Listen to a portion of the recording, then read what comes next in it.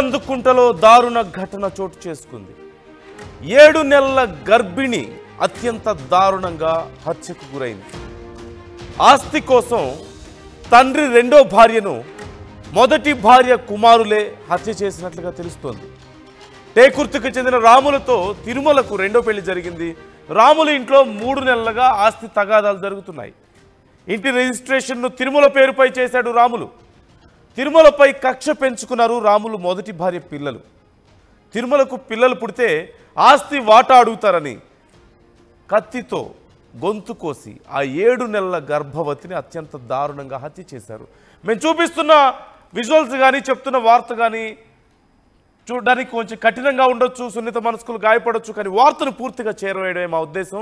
జాగ్రత్తలు తీసుకోవాలని ఆర్టీవీ మీకు సూచిస్తోంది. Viewers description is advised.